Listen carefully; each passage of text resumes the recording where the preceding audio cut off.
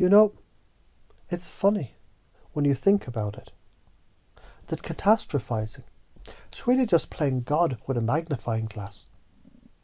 You take one ant, one tiny inconvenience, and boom, suddenly, the whole goddamn world is on fire. But the truth is, your unconscious already knows this game. Because you've stubbed your toe before, right? And you didn't schedule your funeral. You didn't call the priest.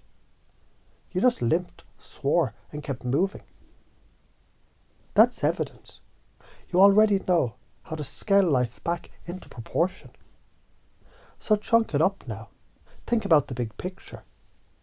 If you keep catastrophizing, really keep feeding that wolf, what happens in 10 years? You'll age faster. Your nervous system will fry itself like an old computer circuit sparking in the rain.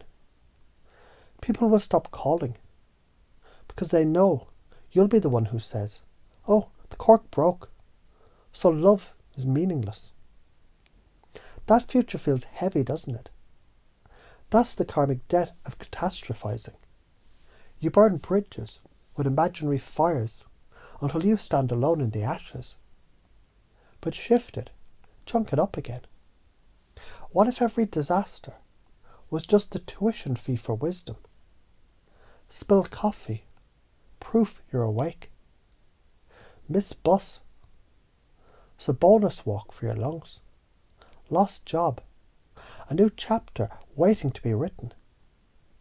And as you think about it now, your unconscious begins to wonder. How many times in my past did I think life was ending? But it was really just life redirecting. That's recursion.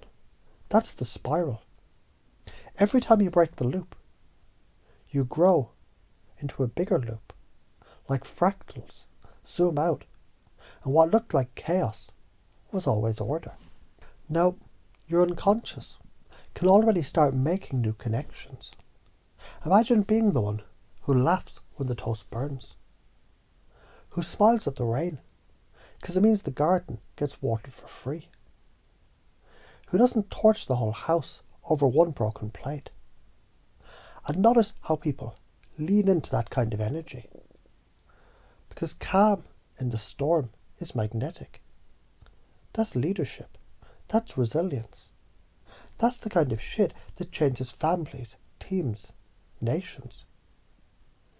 And you don't have to try to do this, because it's already happening.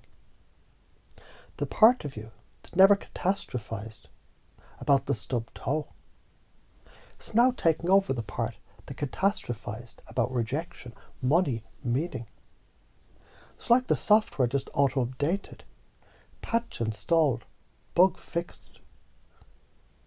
And you'll forget this conversation consciously, but unconsciously you'll catch yourself tomorrow, next week, smiling at the chaos. And people will say, "What happened to you?" And you'll shrug, because you won't need to explain. You'll just know. You became the one who doesn't burn the house down when the coffee spills. And the future from here, more health, because your body stops marinating in stress hormones. More connection, because people trust your calm. More opportunity, because you don't bail when one block falls. You rebuild the Lego tower taller. And if you were to imagine the karmic balance sheet now, what pays better? Screaming apocalypse at every wobble, or smiling into the spiral and saying, "Shit happens, I learn, I grow." That's the reframe. That's the install. And it's already yours.